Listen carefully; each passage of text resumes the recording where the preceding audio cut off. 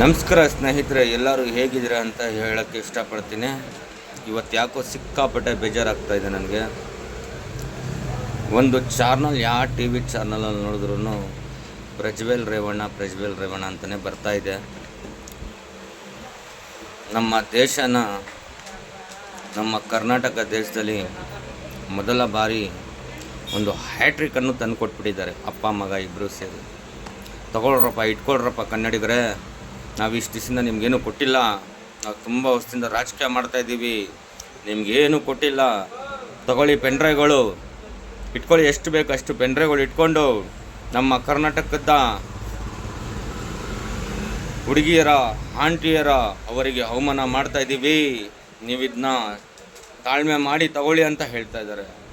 ಮಕ್ಕಳ, ನೀವು ಬಂದಿರೋದು ನಮ್ಮ ಕನ್ನಡಿಗರ ಹೆಣ್ಣು ಮಕ್ಕಳ ಮೇಲೆ ಅರ್ಧಿ ಊರು ಬಗಲ ಮಾಡಾಕ್ಬಿಡ್ತೀವಿ. ಕನ್ನಡಿಗರಂದರೆ ಏನು ಅಂದ್ಕೊಂಡಿದ್ದೀರೋ? ಕೆಂಪೇಗೌಡರು ಆಳಿರೋ ದೇಶ ಇದು, ವಿಶ್ವೇಶ್ವರಯ್ಯ ಕಟ್ಟಿರೋ ದೇಶ ಇದು, ಅಂಬೇಡ್ಕರ್ ಅವರು ಕಟ್ಟಿರೋ ದೇಶ ಇದು, ಟಿಪ್ಪು ಸುಲ್ತಾನ್ ಅವರು ಕಟ್ಟಿರೋ ದೇಶ ಇದು. ಏನಂತ ತಿಳ್ಕೊಂಡಿದ್ದೀರೋ ನೀವೆಲ್ಲ? ನಮ್ಮ ದೇಶಕ್ಕೆ ಸ್ವಾತಂತ್ರ್ಯ ಬಂದು 75 ವರ್ಷ.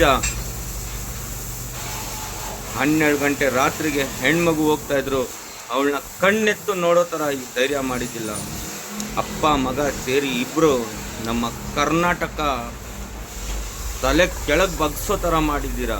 ನಿಮ್ಮಂಥವ್ರನ್ನ ಜಡ್ಜ್ನ, ನಾನು ನಿಮ್ಮ ಜಡ್ಜ್ ಕಾಲಿಗೆ ಪಾದಕ್ಕೆ ನಿಮ್ಮ ನಮಸ್ಕಾರ ಮಾಡ್ತೀನಿ.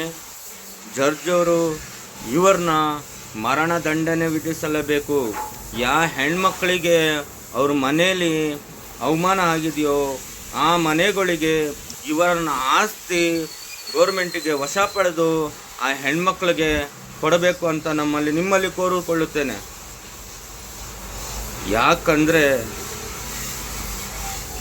ನಾನು ಜಡ್ಜ್ ಆಗಲಿ, ಪೊಲೀಸವರಾಗಲಿ, ಒಂದು ಲಾಯರ್ ಆಗಲಿ, ಒಂದು ನಮ್ಮ ಮೋದಿಜಿ ಸಾರಾಗಲಿ, ನಮ್ಮದು ಒಂದು ಸಿದ್ದರಾಮಯ್ಯ ಸಾರಾಗಲಿ, ಈ ಥರ ನಮ್ಮ ಮನೇಲಿ ಆಗಿದ್ದರೆ ನಾವೆಷ್ಟು ದುಃಖ ಪಡ್ತಾಯಿದ್ರಿ.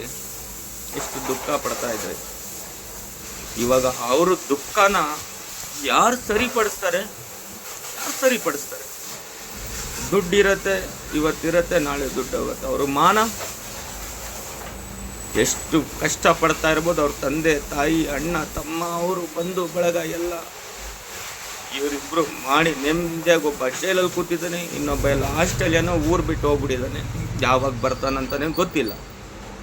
ಈ ಥರ ನಮ್ಮ ಹೆಣ್ಮಕ್ಳ ಜೀವನನ ಹಾಳು ಮಾಡ್ತಾ ಮಾಡ್ತಾ ಮಾಡ್ತಾ ಮಾಡ್ತಾ ಇವತ್ತು ಅವ್ರ ಮನೆಗೆ ಆಗೋದು ನಾಳೆ ನಮ್ಮ ಮನೆಗೂ ಖಂಡಿತ ಆಗುತ್ತೆ. ಅದಕ್ಕೆ ಆ ಕಾರಣಕ್ಕೆ ನಾನು ನಿಮಗೆ ಪೊಲೀಸರಾಗಲಿ, ಲಾಯರ್ ಆಗಲಿ, ಒಂದು DCP, ACP, ನಮ್ಮ ಮೋದಿಜಿ ಆಗಲಿ, ನಮ್ಮ ಜಡ್ಜ್ ಆಗಲಿ, ದಯವಿಟ್ಟು ನಮ್ಮ ಬಡವ್ರ ಪರ ನಿಂತು ಒಂದು ಬಾರಿ ಇಂಥವ್ರಿಗೆ ಒಳ್ಳೆ ಶಿಕ್ಷೆಯನ್ನು ಕೊಡಿ. ನೆಕ್ಸ್ಟು ಒಬ್ಬ ವ್ಯಕ್ತಿ ಆ ಥರ ಪ್ರಕರಣ ಮಾಡಬೇಕಂದ್ರೆ ಅವನು 100 ಬಾರಿ ಯೋಚನೆ ಮಾಡಿ ಒಂದು ಹೆಣ್ಮಗುಗೆ ಕೈ ಹಿಡಿಬೇಕು. ಆ ಥರ ಶಿಕ್ಷೆ ಕೊಡಿ, ಆವಾಗ ನಮ್ಮ ದೇಶ ಸರಿ ಹೋಗುತ್ತೆ. ಎಷ್ಟು ದಿವಸ ಅಂತ ನಾವು ಹೀಗೆ ಸಾಯೋದು? ನೀವೇ ಹೇಳಿ. ಯಾಕೆ ನಮ್ಮ ದೇಶ ಹೊರ ದೇಶಕ್ಕೆ ಎಷ್ಟು ಕೆಟ್ಟದಾಯ್ತಾ? ಇಲ್ಲ ತಾನೇ? ನಮ್ಮ ದೇಶ, ನಮ್ಮ ಹೆಮ್ಮೆ, ನಮ್ಮ ಕನ್ನಡ, ನಮ್ಮ ಕರ್ನಾಟಕ, ನಮ್ಮ ಕನ್ನಡಿಗರ ಹೆಣ್ಣು ಮಕ್ಕಳ ಮೇಲೆ ಕಣ್ಣಾಕಿದ್ದಾರೆ. ಆ ದೇವರು ಕೂಡ ಅವ್ರನ್ನ ಕ್ಷಮಿಸಿದ್ರು. ನಾವು ಕನ್ನಡಿಗರು ಅವ್ರನ್ನ ಕ್ಷಮಿಸಲ್ಲ. ಅವ್ರಿಗೆ ಕೋರ್ಟಲ್ಲಿ ಮರಣದಂಡನೆ ಆಗಿಲ್ಲ ಅಂದರೆ ನಾವು ಖಂಡಿತ ವಿಧಾನಸೌಧ ಮುಂದೆ ಬಂದು ಹೋರಾಟ ಮಾಡಿ ನಾವೇನಾದರೂ ಮಾಡ್ಕೊತೀವಿ. ಎಲ್ಲ ಹೆಣ್ಮಕ್ಳಿಗೆ ಯಾರ್ಯಾರಿಗೆ ಅವರು ತೊಂದರೆ ಕೊಟ್ಟಿದ್ದಾರೋ ಅವರ ಆಸ್ತಿಯನ್ನು ವಶಕ್ಕೆ ಪಡೆದು, ನಮ್ಮ ಮೋದಿಜಿ ಅವ್ರಿಗೂ ನಾನು ನಮಸ್ಕಾರ ಮಾಡ್ತೀನಿ, ನಮ್ಮ ಜಡ್ಜವ್ರಿಗೂ ಅವ್ರ ಪಾದಕ್ಕೆ ನಮಸ್ಕಾರ ಮಾಡ್ತೀನಿ.